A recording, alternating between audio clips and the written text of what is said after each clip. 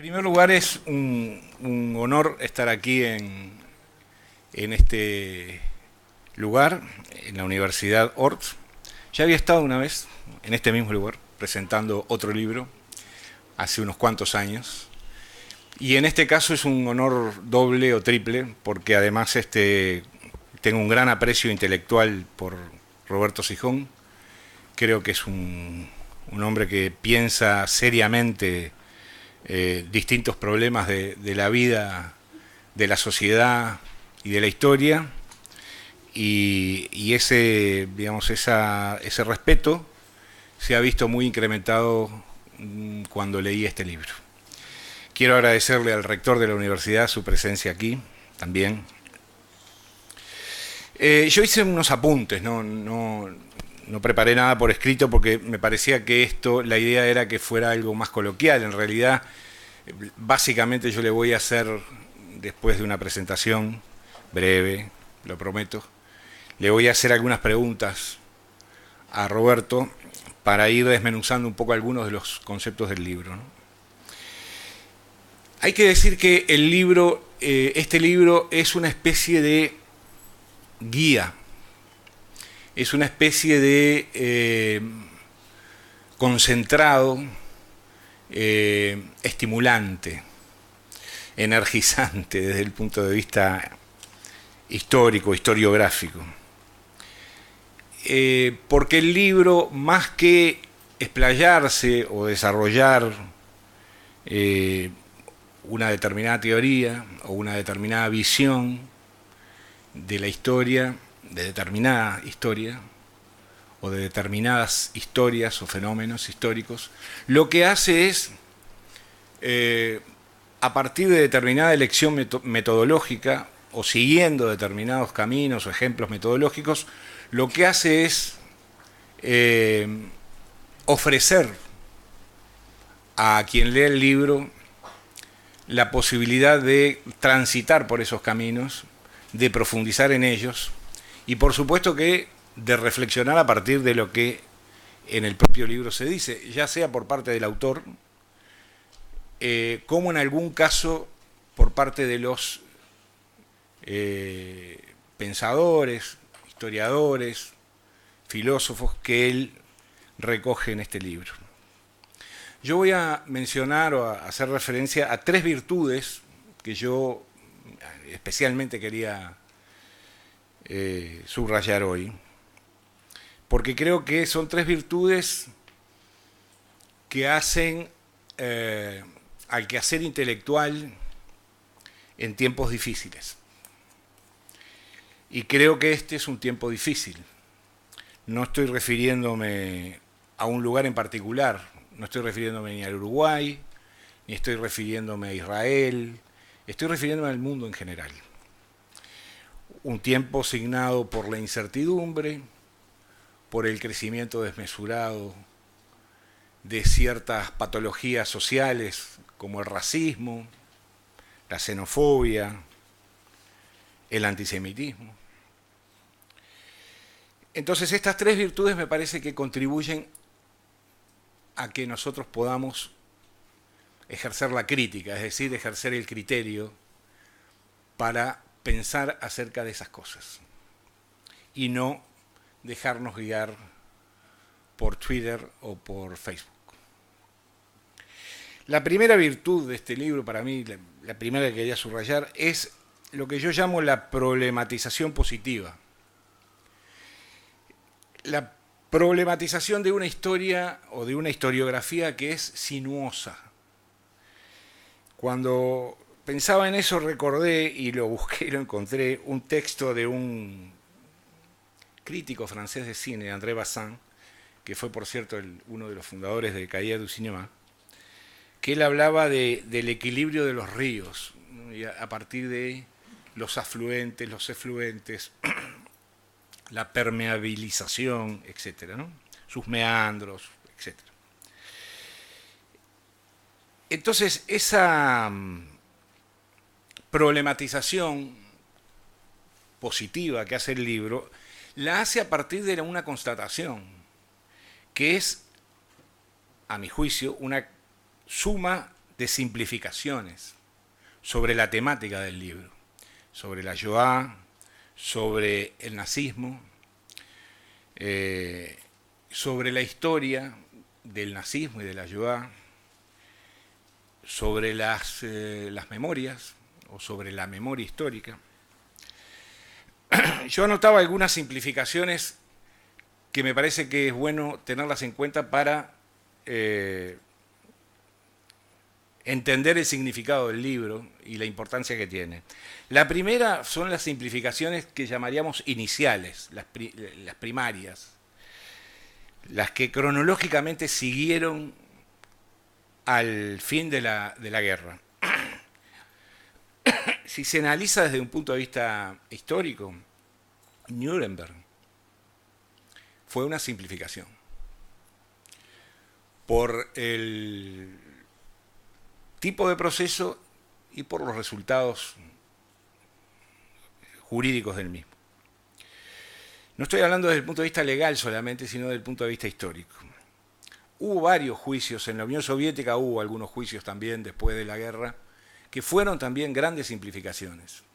Uno de ellos en particular, que lo he estudiado con detenimiento, que fue el llamado proceso de Riga, en el cual se juzgó a la cúpula, a 7 de los integrantes de la cúpula nazi para el comisariado del Este.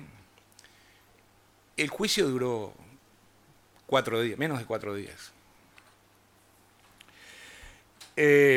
Hay otras simplificaciones que son posteriores, cronológicamente, y yo creo que es como una capa que cae arriba de la primera, que son lo que yo llamo las narraciones heroicas. Al calor de la Guerra Fría, esas narraciones heroicas compitieron, por ejemplo, por obtener el trofeo de quién había ganado la guerra.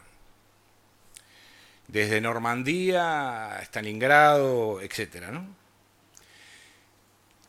También hubo una simplificación muy grave que refiere a la culpa de las víctimas.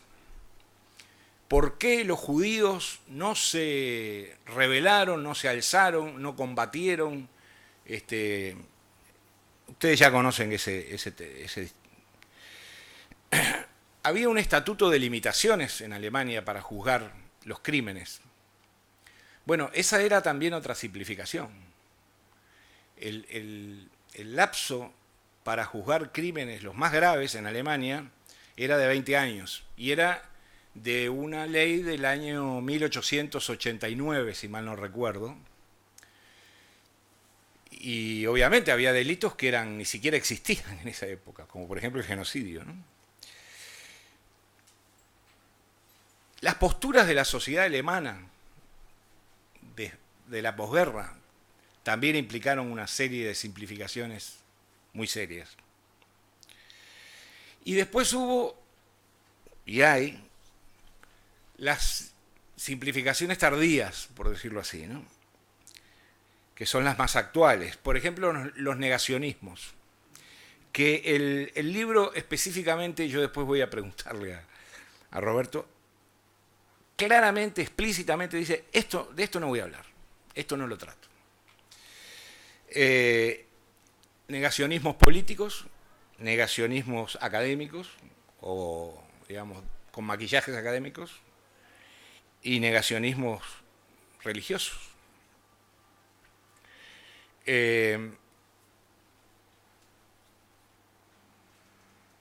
Ahora, yo decía que era una problematización. ¿Qué problemas son los que plantea el libro?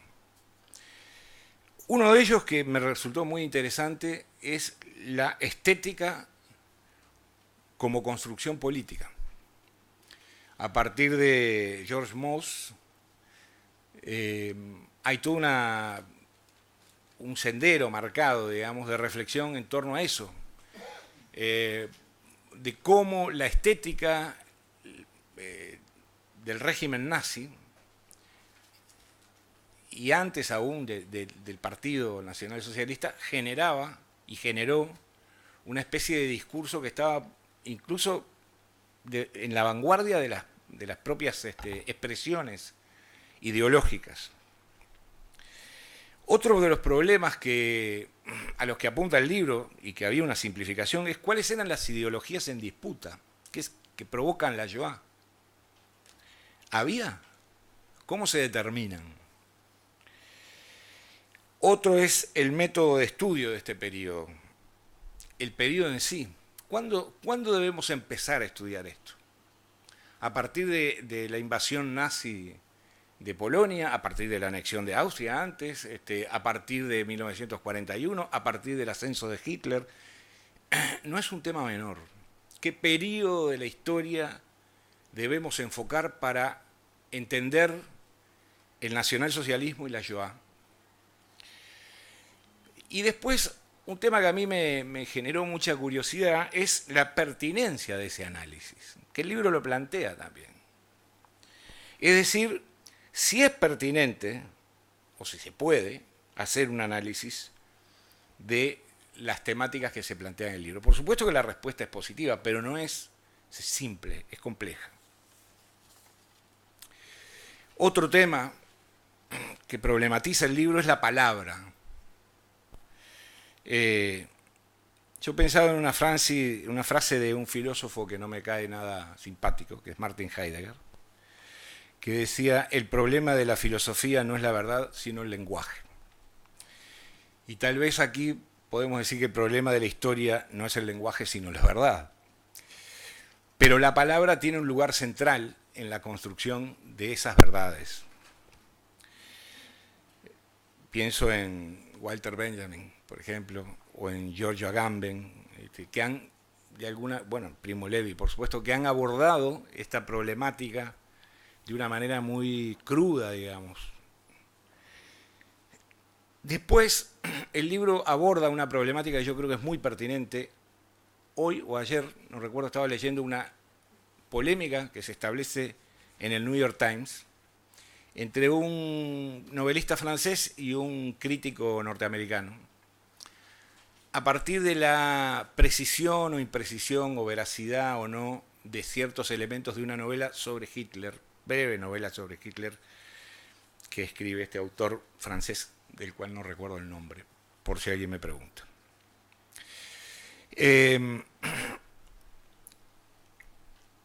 Esta relación también se establece entre la memoria y la historia. Tradicionalmente hay toda una corriente historiográfica que le negaba el lugar al testimonio, a la memoria, a esas subjetividades, ¿no? Y de ahí me fui a otra especie de dicotomía que es entre la realidad y la verdad. Un gran escritor judío, a quien yo admiro mucho, que es Amos Oz, tenía una frase muy graciosa que decía: los hechos a veces amenazan la verdad. Y Onetti, Juan Carlos Onetti, nuestro Onetti, decía que la manera más repugnante de mentir es decir la verdad, toda la verdad, pero ocultando el alma de los hechos. Y la pregunta es si el alma de los hechos está en la historia, en la historiografía, en los documentos, o está en la memoria, en la reconstrucción de esa memoria, en la palabra de los que la pueden decir. También hay una problematización que es muy interesante, que es con la cronología. ¿Cuándo se planteó en Alemania el exterminio de los judíos? ¿En qué fecha, no? ¿Cuándo se implementó en la práctica ese largo proceso de exterminio y la llamada solución final? ¿Cuándo se tuvo noticia cierta entre los alemanes, comunes y corrientes, por decirlo así, del proceso de exterminio de los judíos? ¿Cuándo se conoció en los gobiernos de los países aliados que estaban en el conflicto el proceso de exterminio sistemático de los judíos?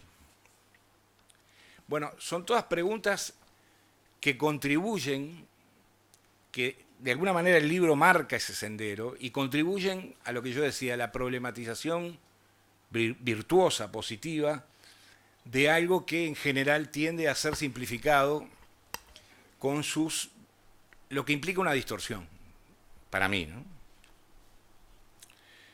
Hay una segunda virtud que yo quería destacar del libro. De las simplificaciones quería agregar algo, que es que todas estas simplificaciones, digo para no ser tan negativo o oscuro, ¿no?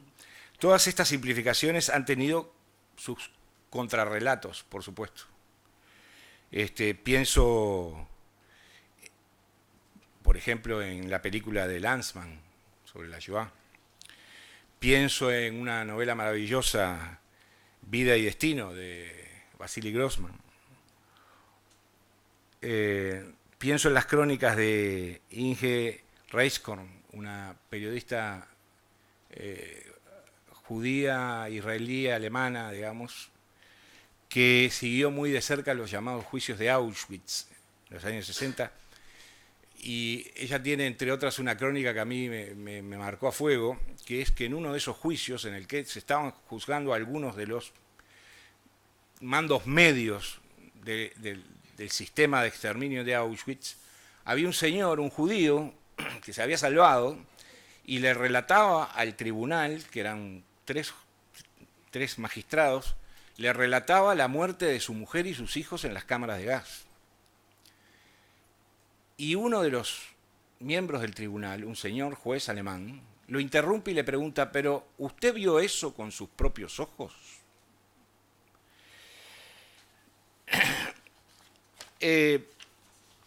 Hablé de la segunda virtud, voy ahora, que es la pluralidad como herramienta para entender estas sinuosidades que yo mencionaba, ¿no?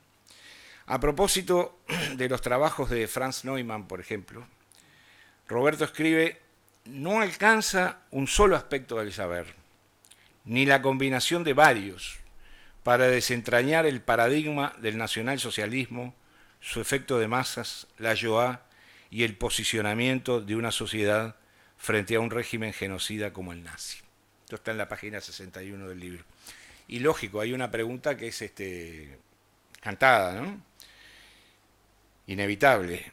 Si no alcanza, ¿cómo hacer entonces para desentrañar esos fenómenos? Más aún, ¿esos fenómenos son desentrañables?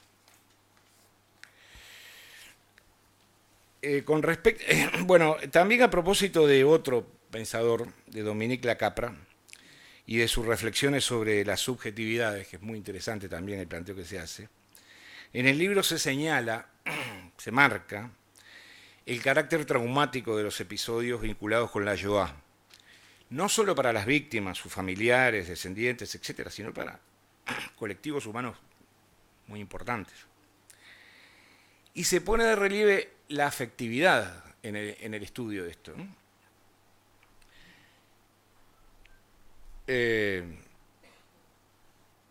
Yo pensaba en estas subjetividades y cómo son caminos de ida y vuelta, ¿no? Porque, por ejemplo, en uno de los juicios de Nuremberg, no el principal, fue el juicio médico, un juicio que se le hizo con un tribunal de médicos internacionales a los médicos, digamos, del régimen nazi que habían realizado experimentos con humanos, etcétera, etcétera. Ese juicio fue muy contundente, las actas son... Pero en ese juicio resulta que participaba, uno de los que participaba, era un psiquiatra, creo que escocés o irlandés, se llamaba Donald Cameron, lo tengo que anotado porque me olvido de los nombres. Donald Cameron llegó a ser el primer presidente de la Sociedad Mundial de Psiquiatría. Y hace unos años, cuando el gobierno norteamericano desclasifica archivos que eran secretos de la CIA, Donald Cameron durante 7 años hizo en Canadá experimentos con humanos para lo que se llama tortura química. Si serán importantes las subjetividades en el análisis de esta documentación o de estos procesos. Esas subjetividades son las que hacen posible, por ejemplo, especular con lo que se podría haber hecho y no se hizo por parte de los aliados para evitar o cuando menos disminuir, atemperar las matanzas. Lo hace la psicoanalista francesa Elisabeth Roudinesco, a quien cita Sijón, y lo hace el propio Sijón, con palabras que yo quiero repetir. Creemos que los aliados pudieron haber evitado el exterminio o disminuido o retrasado de haber bombardeado tan solo las vías de los ferrocarriles alemanes en los países ocupados por los nazis. No se hizo, como todos saben. Con respecto a la virtud de la pluralidad, se entiende que es una virtud de escuelas, ¿no? Y enfoques. Como yo decía hoy, siempre está limitada, y eso lo advierte el autor, porque el negacionismo no se toma en cuenta. Bueno, a mí me parece muy bien, pero digo, es un hecho. Que es una, digamos, una limitante o una frontera moral que se plantea en el libro y que creo que también es bueno que se la planteen los lectores del libro, ¿no? Tercera y última virtud que voy a señalar hoy. El trabajo de Roberto Sijón condensa en un libro que es relativamente breve, tiene poco más de 100 páginas, todo un universo de lecturas y de interpretaciones. Este libro podría haber tenido 800 páginas, lo cual lo hubiera hecho menos accesible, tal vez, a muchos lectores. Él eligió un camino que es el de establecer puntos de referencia para que los lectores hagan lo que debe hacer cualquier lector, que es pensar, reflexionar, investigar, conversar, más que a darle digerido un lindo plato de comida, ¿no?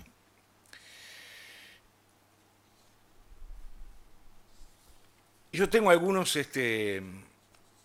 preguntas que me gustaría hacer antes de que ustedes hagan las de ustedes. La ventaja de estar acá, adelante. Hago las preguntas primero. En realidad la primera pregunta la voy a poner segunda, y voy a hacer la segunda primero. Este libro está básicamente apoyado en un método, en la obra de un extraordinario pensador italiano, muy poco conocido acá, que es Enzo Traverso, quien aborda el estudio de la historia desde una óptica muy marcada por la filosofía y por un talante cuestionador que es de izquierda, indudablemente. Es más, él tiene algunos libros muy políticos, digamos, Traverso, digo, ¿no?, al respecto. Entonces, la primera pregunta es, ¿por qué Enzo Traverso? Bueno, antes que nada te quiero agradecer. Quiero agradecer a la Universidad Dort y a todos los amigos aquí presentes, que la verdad que me halaga y les agradezco de verdad. Enzo Traverso está elegido acá porque es uno de los grandes historiadores de la actualidad. No hay academia sin doctrina. En todas las academias inspira una doctrina que puede ser, vamos a decir, de izquierdas en plural, porque no hay una sola izquierda, más liberales, más conservadoras, religiosas. Pero de cualquier manera el académico serio es el académico que, de alguna manera, manejando con cautela su subjetividad, hace planteos relevantes, críticos, o en el caso de Traverso, que ha hecho estudios innumerables, muchos estudios y muy interesantes sobre el tema Shoah, sobre el tema intelectuales judíos, sobre debates entre intelectuales, y aborda un tema también interesante en uno de sus libros, que es la simbiosis de los judíos con Alemania. Lo cito a pie de página, porque efectivamente, de lo contrario, este libro quizás debiera ser más grande, o capaz que tampoco hubiera tenido la capacidad de llegar a las 800 páginas. No me hubiese atrevido. Ahí está. 500 capaz que me animaba. Ahora, Traverso propone un método historiográfico y eso me sedujo y aparte me inspiró. Él habla, y lo voy a explicar un poquitito, cuál sería el riesgo de no aplicarlo. El riesgo de no aplicarlo es partir de nuestra supuesta omnisapiencia actual de qué es lo que sabemos o creemos saber, como para ir, en este caso, a un tema ni más ni menos como el de la Shoah, y pretender codificarlo salteándonos a paso de zanco un análisis que amerita otra profundidad para poder entenderlo. Entonces, Traverso lo primero que dice es, primero contextualizar. Es decir, primero anda al ambiente de época, ubicate en lo que pudo haber sido Berlín, en lo que pudo haber sido Viena, en lo que pudo haber sido Londres. Por supuesto, no lo especifica geográficamente. Contexto de época y ambiente de época. Luego, historizar, o sea, narrar esa historia. Luego, sí, habilitaría lo que es una comparación, y no comparación como quien compara en ciencias exactas el largo de una varilla con otra, sino cómo encadenar conocimientos emparentados que nos permitan de alguna manera interpretar ya con el paso final, que es el concepto actual, todo ese proceso que nos permita de alguna manera abordar con rigurosidad historiográfica un tema. Y él, en este libro particular, convoca a algunos historiadores que debaten posturas diferentes, básicamente de la sociedad alemana o de la sociedad universal post-Shoah. Entonces también me gustó mucho. Entonces dije, bueno, hagamos una especie de mesa virtual, y eso sí fue una audacia literaria. Invitemos a pensadores, historiadores, intelectuales, a que se expresen, incluso con libertades diacrónicas, o sea, fuera de tiempo. Uno que ya falleció con uno que está vivo. No importa, captemos sus conceptos. Dejémoslos hablar, veamos qué es lo que expresan, los interrumpo si es necesario, les pregunto o les repregunto, o incluso, como bien tú citaste, en algunos casos doy mi opinión. Entonces me pareció que la inspiración de Traverso como un maestro que inspira a un alumno, me pareció muy justificada para encarar el libro de esa manera. Bueno, ahora lo que era la primera pregunta que pasé a la segunda. Me llamó la atención en el título del libro, cuando caracterizás la Shoah o la designás como un fenómeno no resuelto. Entonces la pregunta es, ¿por qué la Shoah es un fenómeno y por qué no está resuelto? Bueno, esa es una buena pregunta también. La verdad que los fenómenos, lo que se entiende por fenómenos son los fenómenos naturales, o sea, lo que se puede medir con los sentidos, o sea, terremoto, una lluvia, un fenómeno natural. Pero en ciencias sociales también se admite el fenómeno como una suerte de acontecimiento o sumatoria o escenario mayúsculo, enorme, muy complejo, que dificulta su comprensión. En tal sentido, yo creo que sí, la Shoah fue un fenómeno, porque de lo contrario, como bien tú mencionabas, podríamos caer ya desde el comienzo en una simplificación, pero una simplificación no conducente. Cuando se pone sobre la mesa la Shoah como un fenómeno, y sí, ahí se abren preguntas. ¿Es un fenómeno de la comunidad judía? ¿Es un fenómeno de los alemanes? ¿Es un fenómeno universal? ¿Nos compete a todos? ¿Les compitió a todos? ¿Ya? Esa denominación es una denominación, por lo menos, aperturista de la pregunta. Y luego yo quiero también detenerme en por qué, de alguna manera, es un fenómeno. Porque está bien, eso ciencias sociales lo puede admitir. ¿Y por qué lo incorporo?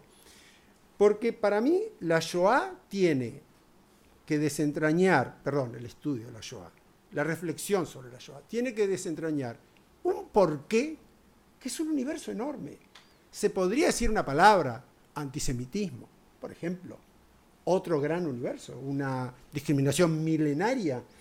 Precisamente Rudinesco la cita, porque también la menciona Arendt en algunos de sus libros, como la primaria, en tanto, bueno, si la culpa es el deicidio, o sea, si los judíos son culpados de haber matado a Dios, bueno, es un crimen de lesa divinidad, impensable que prescriba.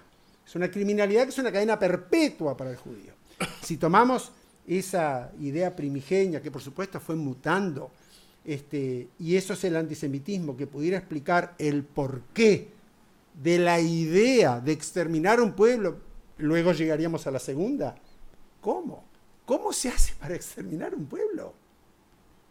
Entonces pasaríamos a lo que vendría a ser ese concepto manido, pero no por manido en mal sentido, de la industrialización de la muerte. Y la verdad que ubicar dos palabras como muerte e industria es, si uno se pone a pensar, es bravo, ¿eh? O sea, y realmente en el libro yo ahí le discutí a Traverso, no que le discutí, me impuse sobre, no eran fábricas de muerte, que pareciera ser una licencia literaria. Para mí era una fábrica de muertos. El producto final en los campos de exterminio era producir muertos. Hasta tal punto se industrializó que hace poco, creo que hace un par de años, apareció el contador de Auschwitz. Un señor, creo que nonagenario, y que se llevó a juicio, y no me quiero confundir, pero creo que falleció hace poquito. No sé si ya juzgado o sin juzgar. Yo me pregunto, ¿contador de un campo de exterminio? ¿Qué llevaba el balance de cuántos murieron hoy, de cuántos... ¿Cuántos ciclón B gasté? ¿Cuántos trenes llegaron? ¿Cuánto me costó la luz? ¿Tuve suficiente gas para los hornos? Entonces, el cómo, vaya que justifica que esto también se denomine un fenómeno. Y finalmente, la vigencia, que es parte de lo que tú decías. Si nosotros hoy, que el libro no aborda la vigencia, digamos, de esta década del 2000, del siglo XXI, pero leamos los diarios de la vigencia de algunos postulados nazis en partidos, ya no hablo solo de ultraderecha, que podríamos pensar que en el mundo de las derechas está contra los bordes. Hablemos de partidos que sostienen la supremacía blanca, que ya estamos literalmente inmersos en el postulado nazi. Y bueno, eso lo escuchamos, pero aparte lo vemos. Un supremacista blanco asesinó en octubre del 2018 en Pittsburgh, sin antecedentes en los Estados Unidos, a 11 feligreses en una sinagoga. Y hace la semana pasada, otro supremacista blanco en Nueva Zelanda, sin antecedentes, a 48 musulmanes en dos mezquitas. Supremacía blanca. Entonces yo digo, el por qué, el cómo y la vigencia me permiten sí denominar a la Shoah como un fenómeno no resuelto, porque si estuviese resuelto por lo menos no tendría vigencia.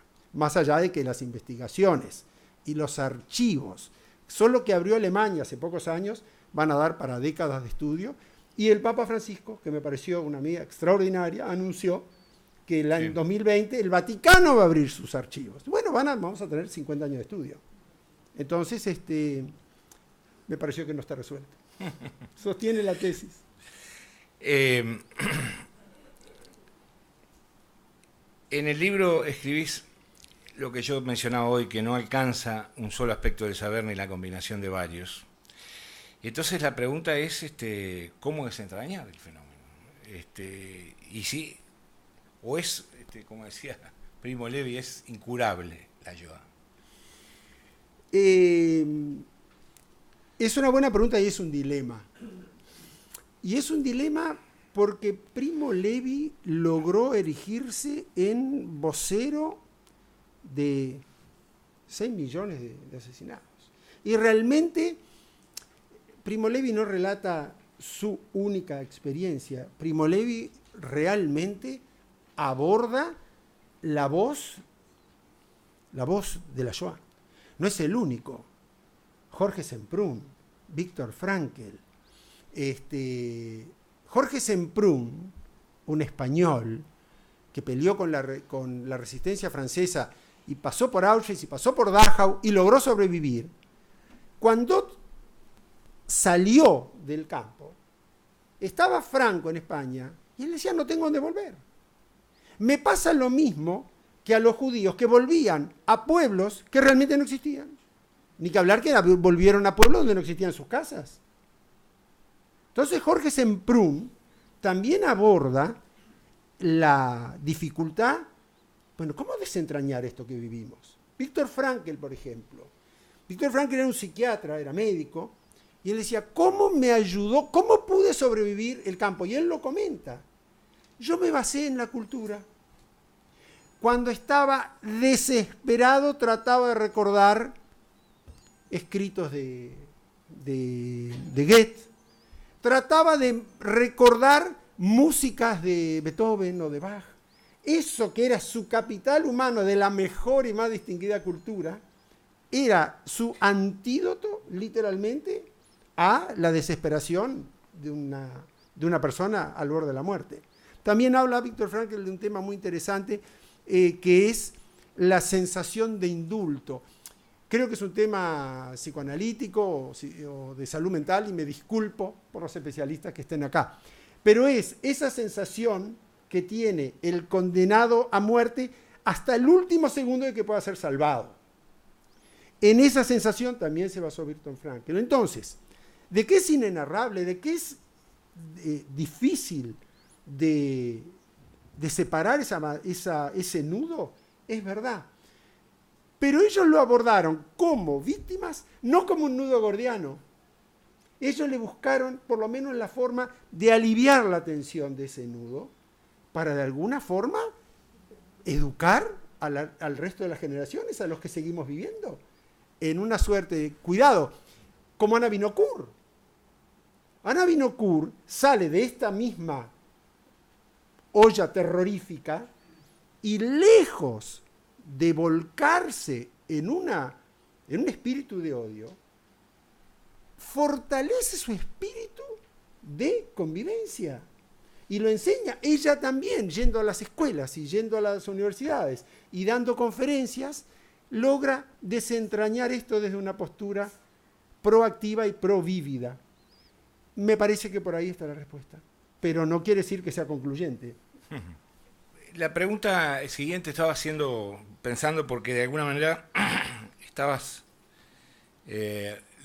empezando a responderla, ¿no? con la respuesta anterior.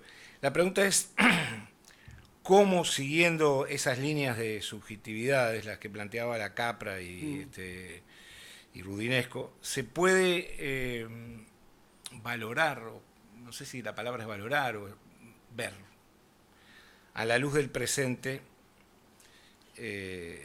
la respuesta del resto del mundo ante la persecución de los judíos europeos. Es decir, hay un sentimiento muy fuerte que yo lo percibo en textos de distintos autores y autoras judíos de los años 50 y 60, de que el mundo los traicionó. El mundo les dio la espalda y que se arreglen como puedan. Entonces la pregunta es, vaya pregunta, ¿no? ¿Cómo se puede valorar desde el presente eso? Esa actitud de... La verdad que la lectura de la Capra a mí me generó emociones cruzadas. Primero, encontrarme con un pensador, un filósofo que me desbordaba a medida que lo leía, y que, bueno, lo pude, vamos a decir, comprender dentro de lo posible, pero que abordó algunas posturas que a mí me resultaron realmente importantes, que me ayudaron, que pude crecer con sus posturas. La Capra habla no solo de pérdida, sino de ausencia. A mí eso de alguna manera me conmovió. En mi interpretación, la ausencia es mucho más profunda que una pérdida. La ausencia genera un vacío. Si es un vacío, puede ser insondable, y si es insondable, no es fácil de reponer. Entonces estaría en un cruce de caminos en lo cual, si no repongo mi ausencia y mi dolor, el trauma, como dice la Capra, no puedo amigarme con el mundo. Ahora, la Capra dice, yo no me voy a amigar gratuitamente con el mundo. Él utiliza un término que lo precisa. Dice, yo lo que debe ser el historiador es empático con los protagonistas. Y recalca, empático no es simpático. Empático no es estoy de acuerdo. Empático no es perdonar. Empático significa poder comprender. Y es un ejercicio intelectual importante. Lo aplica Claude Lanzmann. Toda la virtud de su obra Shoah, más allá vamos a decir, de su estilo de abordaje a los testimonios, es que él le hace reportajes a víctimas, a vecinos que no hicieron nada, que no hacer nada siempre es hacer algo, y por otro lado, a los propios perpetradores. Entonces yo creo que lo que Lanzmann logró fue esa empatía que propone este Capra, y ahí veremos qué pasó con el resto del mundo. Los aliados no bombardearon las líneas de ferrocarril. Hay argumentos militares que pero me abro porque no sé, como que supuestamente era muy difícil, muy lejos. Pero se da un caso interesante. Noruega, debía ser chiquitito. En Noruega, los alemanes estuvieron muy cerca con el agua pesada de poder tener una bomba atómica. Y los ingleses bombardearon la vía de ferrocarril en Noruega. Claro, lo que pretendían es que los nazis no llegaran a producir la bomba atómica. Entonces, sí, del dolor de mi subjetividad, quizás no única, quizás la de muchos, y había algún problema. Era tan imposible bombardear vías de ferrocarril donde día y noche, semana tras semana, como se hizo hoy, 24/7, 365 días del año, pasaron millones de personas para ser exterminadas.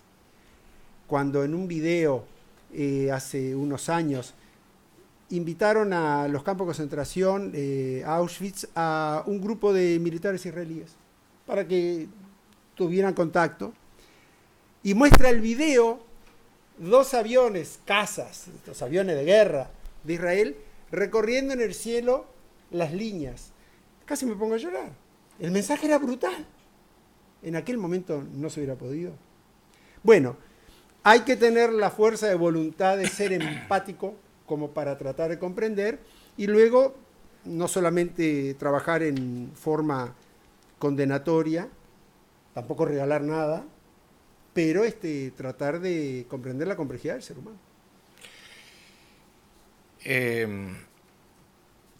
Mencionaba hoy a Martin Heidegger y lo de que el problema de la filosofía no es la verdad sino el lenguaje. ¿Se podría afirmar algo parecido con respecto a la historiografía sobre el fenómeno del nacionalsocialismo, pero también de la Shoah? Yo cuando te escuché decir eso, me acordé de un tema que menciono, pero no a raíz de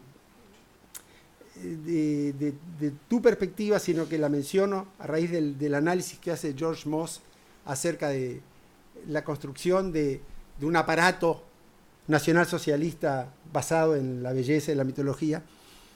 Y menciono la angustia del conocimiento de Pascal. Lo quiero simplemente compartir con ustedes porque es fácil, pero es de una contundencia brutal. Si nosotros trazamos un círculo y lo que sabemos es lo que está dentro, lo que nos bordea con lo que no sabemos es la circunferencia. Ahora, si mañana hacemos un círculo más grande porque estudiamos más y sabemos más, sí, claro, el área es mayor, pero la circunferencia con lo desconocido se amplía. Pareciera ser, y es verdad, que cuanto más sabemos, menos sabemos. Bueno, eso es lo que Pascal le llamó la angustia del conocimiento. Mi debe frente al haber en el conocimiento de la filosofía es abrumador. O sea, sin angustia, pero yo no leía Heidegger. Pero está bien que lo trajiste, porque no es menor, por ejemplo, el vínculo que tuvo con Hannah Arendt, que Hannah Arendt sí digamos, tomo sus insumos, donde, bueno, ya sabemos que ella se sintió seducida por su profesor y bueno, se enamoraron, yo creo que legítimamente. Pero luego el hombre, obviamente, se adhiere al movimiento nazi y bueno, hay separaciones y hay conflictos. Eso podría ser un chisme de la historia.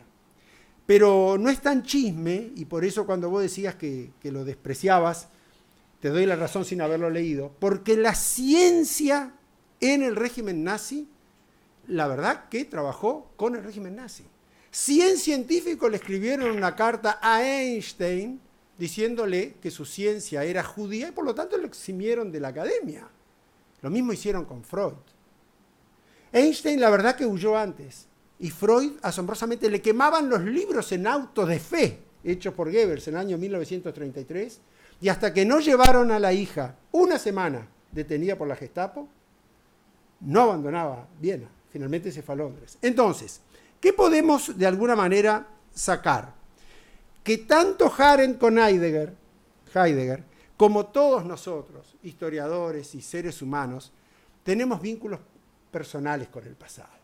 Vínculos que no podemos desatar. Es más, creo que construimos presente personal en función de pasados personales. Y ahí entra a tallar la subjetividad. La subjetividad que es ineludible, obviamente que no trato la objetividad, que es un tema complejísimo dentro de las ciencias sociales, pero la subjetividad, de alguna manera, nos lleva a la identidad. Ser subjetivo es tener una identidad. Y el tener una identidad nos lleva a trabajar el tema de la Shoah. Entonces, la identidad, como bien dice Hannah Arendt, que el discurso es la diferencia mayúscula que tiene el ser humano de todas las demás especies. No existe especie sobre el planeta Tierra que posea discurso. Podrán tener lenguaje los delfines. No sé si se puede llamar lenguaje. Pero discurso tienen los seres humanos. El discurso es mediante la palabra. Y bien, la filosofía es palabra. Entonces se transforma en un insumo más para entender un fenómeno como este. La última pregunta.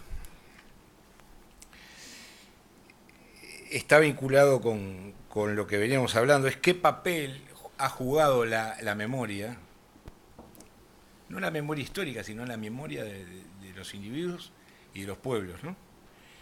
Los testimonios, la experiencia vivida de las víctimas y de los victimarios en la construcción de un relato, de un cierto relato histórico de aquel periodo. Hay un relato, digamos, se puede decir que hay un relato histórico o hay una multiplicidad de caminos que contribuyen a la no resolución, digamos, del fenómeno. Bueno, sí, ese es un tema interesantísimo.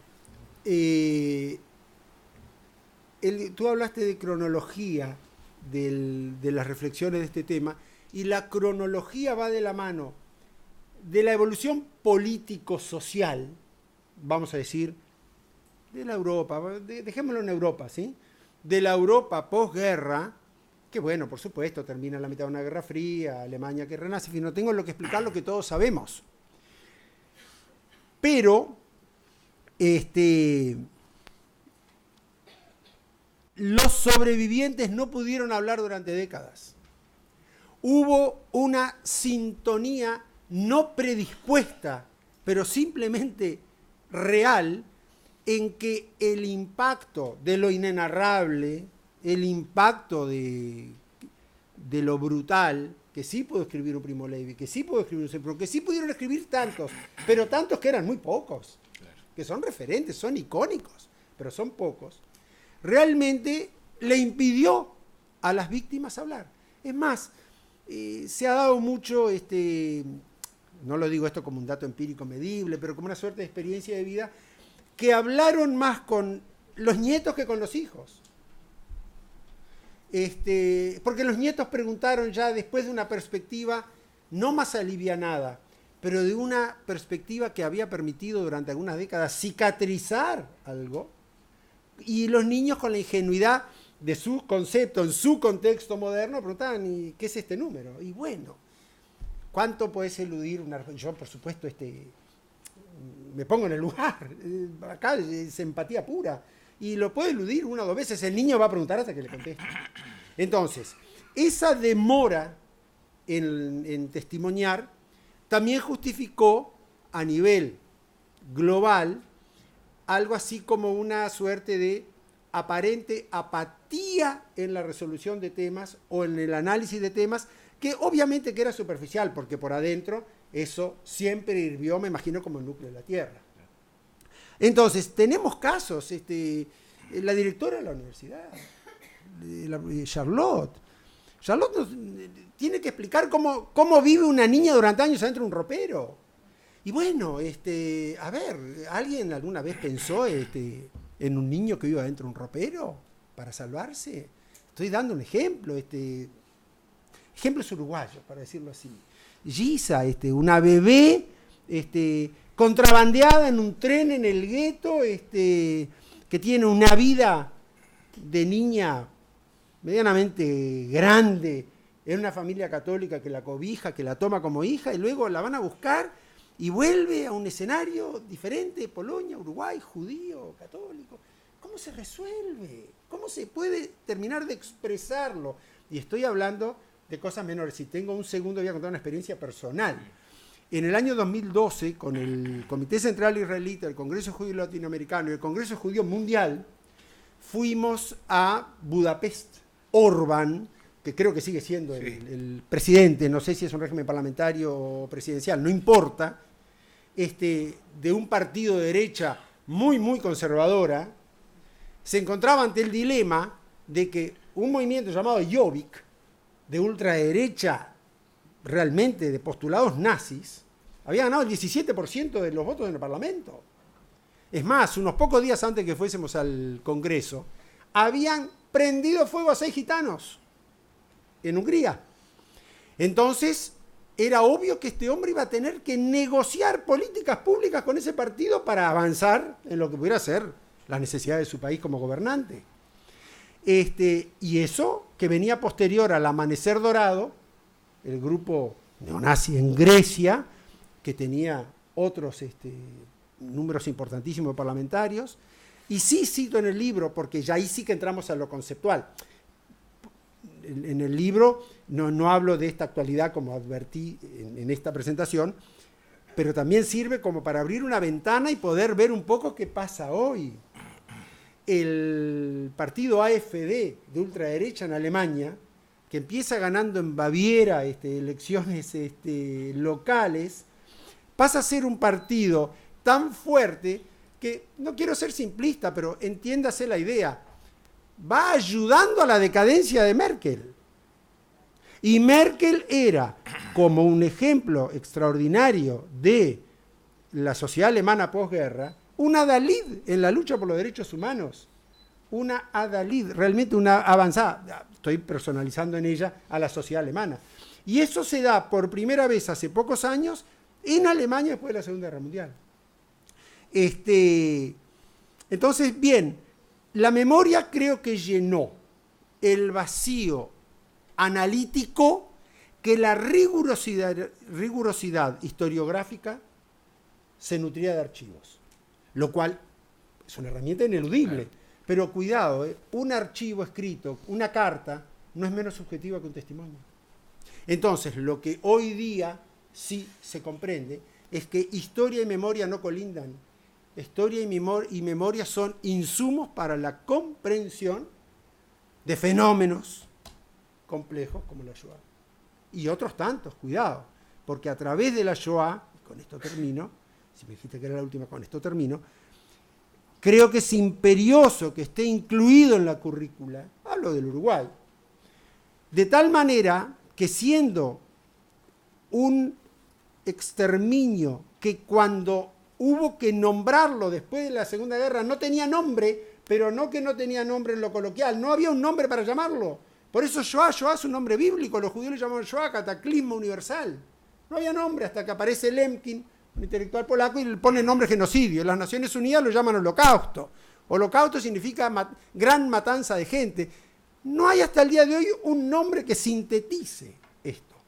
Ahora, estudiando esto, podemos entender otras atrocidades que pasan frente a nuestros ojos. Hutus y Tutsis se mataron a machete, 3 millones de personas, digámoslo metafóricamente, ayer, y sapeamos, porque la televisión tiene mucho espectáculo y eso no es agradable.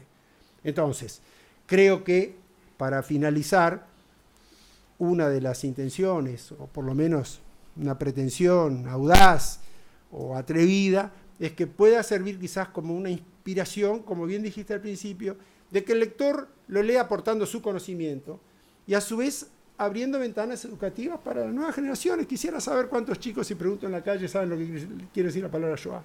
No lo sé, capaz que me equivoqué, lo saben muchos. Puedo darme la licencia del temor. Y bueno, hay que enseñarla. Usted planteó la amplitud del tema y su vasta bibliografía. Tuvo el coraje de atreverse a abordarlo, no obstante la vastedad del tema, ¿no? Especialmente si pensamos que la memoria de los escritores han sido escasos. Estadounidenses e israelíes, usualmente investigadores full time. ¿Qué le movió a atreverse a abordar este tema? Voy a ser tan honesto como uno de los temas que no la eludo, pero lo menciono como una pieza del engranaje insustituible, que es mi propia subjetividad. Provengo de una familia que tuvo un hecho increíble, y en mi primer libro de cuentos le llamé La decisión de Sara, inventándole el nombre a mi abuela. Mi padre vino antes de la Segunda Guerra Mundial, muchacho joven, trabajó, tenía plata para un solo pasaje, Europa se ponía cada vez peor, decidió traer al hermano mayor, que tenía 18 años en aquel entonces, para trabajar juntos y de alguna forma apresurar el juntar dinero para poder traer al resto de la familia, que eran padre, madre y 2 hermanos más. Eran 4 hermanos en la familia. Bueno, finalmente se abren en Uruguay las opciones de créditos para pasajes, o sea, se va dando una apertura hasta que realmente juntan la plata para todos. Cuando juntan la plata para todos, muy poquito antes, a uno de mis tíos, lo recluta el ejército polaco. La verdad que hay que entender en el contexto, por eso muy importante el método de Traverso, que en aquel entonces que lo reclute cualquier ejército de Europa era una probabilidad muy grande de morir en la batalla. Ojo, asesinaron 6 millones de judíos, pero hubo 60 millones de muertos. O sea, ¿de qué estamos hablando? Entonces tuvieron que tomar la decisión de qué hacer. Y bueno, yo le llamé la decisión de Sara, apelando a la película La decisión de Sophie, cuando le dicen elegí uno de los niños. Y eligieron volver. Y mi tío quedó. Me erizo, hoy me erizo. Porque pasado muchos años, aparece una carta de la Cruz Roja de Francia buscando una familia cejona en Uruguay. Y el tío había sobrevivido a Auschwitz y más de uno. Y volvió con vida. La historia del drama termina ahí. Pero cala hondo. Y,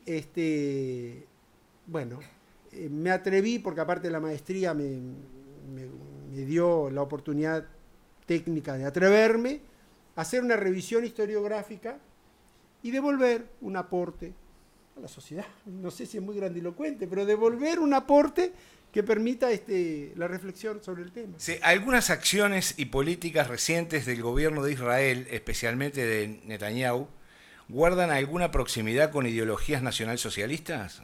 Pregunta, ¿no? Uh-huh. Ejemplo, Israel es igual, pone, nación judía. Esa es la... Bueno, ahí voy a precisar una cosa. Número 1, estamos fuera del libro.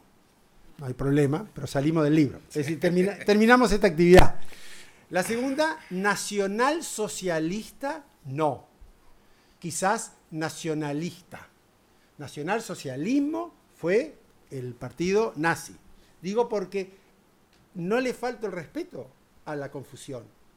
La uso por lo que pudiera ser la pretendida fácil comparación. El tema palestino-israelí es un tema complejo, es un conflicto que tiene más de 100 años. Yo lo considero un conflicto dramático de 2 pueblos. No hay buenos y malos. Giovanni Sartori, lo dije en otra oportunidad, uno de los cientistas políticos más interesantes, italiano, falleció hace poco, un hombre muy longevo, escribió un libro, se dispone de él, que se llama Homo Videns. Él es muy crítico con la televisión, particularmente, yo diría, un crítico acérrimo. Él dice que el Homo Videns genera a un hombre que se culturaliza por la imagen y desecha al Homo sapiens, que para él es el hombre Gutenberg. O sea, como que la cultura y los grandes conocimientos vienen por la lectura y el lenguaje. Más allá de tomar o no partido por la postura tajante de Sartori, yo me pregunto cuánto del conflicto palestino-israelí hoy se maneja por una imagen. Lo cual no significa que no sea un conflicto, lo cual no significa que no me angustie. El gobierno de Israel lo elige su gente. Hoy es este, otro es otro. Y no es un problema de uno solo, es un tango lamentablemente estilo Apache, bailado entre dos, y no tiene ninguna comparación con el nazismo. Siguiente pregunta, porque ahora, como dije que no había más piño. ¿Cómo se implementa, cómo se enseña el tema de la Shoah a nivel de la educación formal? Bueno, pregunta interesante. No soy la persona indicada para esa respuesta.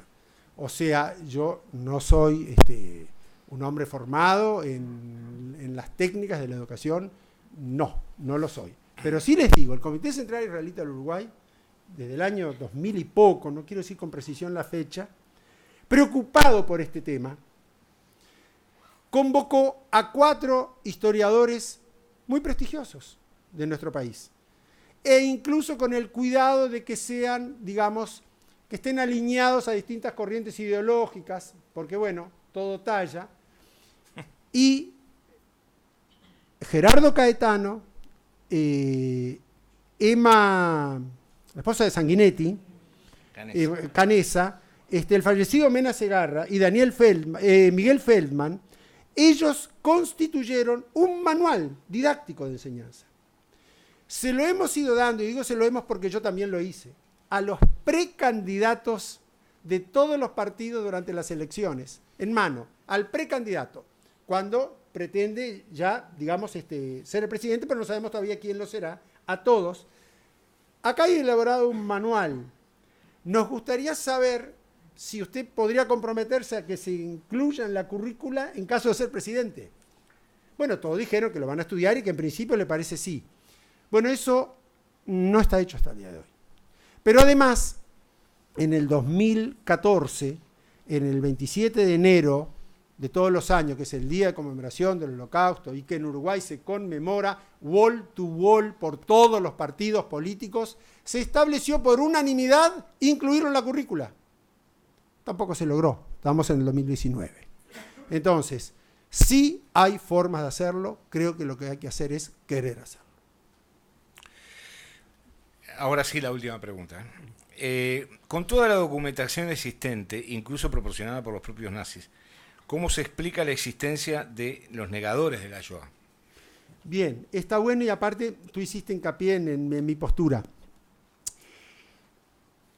La negación de la Shoah es el enésimo asesinato de la misma gente. O sea, ya los mataron en delirios mitológicos, donde el judío era un imaginario, porque hay que ver de qué se trata el antisemitismo, que no lo vamos a abordar ahora, pero es en la imaginación de un judío que de acuerdo a cómo haya absorbido esa discriminación, o es un diablo, o es un usurero, es un lujurioso, es un que toma sangre de niños cristianos antes de las Pascuas, en fin, una cantidad de barbaridades que llevaron a procesos de matanzas brutales. Ahora, como bien dice Lyotard, esos conceptos son los que llevaron a que el judío, pero el judío real, no tenga cabida en Europa, pero el judío real no es ese prototipo imaginario. Ha pasado muchas veces que hablas con alguien y te dice, después de una charla amistosa, vos sos judío. No pensé. Pero yo digo, ¿qué pensaste que era? ¿Que tendría orejas, cola, diablo, que soy vampiro? ¿Qué pensaste que era? Entonces ahora somos amigos, seguimos siendo amigos por las dudas. Que es lo que Hannah Arendt llama el antisemitismo vinculante. O sea que ya el imaginario es tan brutal y tan poco sólido que se cae con el simple vínculo, o no se cae. Entonces, la pregunta era los negadores. Los negadores de la Shoah lograron sortear por falsos narradores históricos, no solamente que esos mitos prosperasen y se esparcieran, sino que se lograse la industrialización de la muerte, se asesinase como se asesinó a este colectivo, 500.000 de gitanos también, pero así nomás. Y ellos lo niegan por argumentos analíticos con supuestas lógicas desde arquitectura hasta no sé qué, que me hace acordar lo que tú contaste. Creo que, si mal no recuerdo, tú haces mención a los juicios de Frankfurt. Los juicios de Auschwitz se dieron en la ciudad de Frankfurt en los años 60 y pico, que tuvieron muy poco éxito. 62 y 63. Claro, pero tuvieron un mérito para la sociedad alemana, que fue la primera vez que a los alemanes los juzgaban jueces alemanes, porque los juicios de Nuremberg eran jueces aliados. Entonces, cuando tú contás, que no lo sabía, me pareció un relato interesantísimo, que le preguntaron al hombre que le asesinaron a la mujer y a los hijos si él lo vio, si él estaba ahí, linda con el negacionismo. Entonces, sí le brindo en las conclusiones finales un capítulo chiquitito, no un capítulo, unos párrafos, que los desacredito porque el juicio de David Irving, el famoso negacionista, lo perdió y era un timador, era una persona detestable. Entonces me baso en los criterios de Elizabeth Rudinesco, que los detesta, y yo dije, no le quiero dar en este libro más lugar que el que se merece la propia tragedia. Pero no quiere decir que el tema no importa y duela. Importa muchísimo y hay que estudiarlo y duele, pero todo no me entraba. Bueno, terminamos con las preguntas.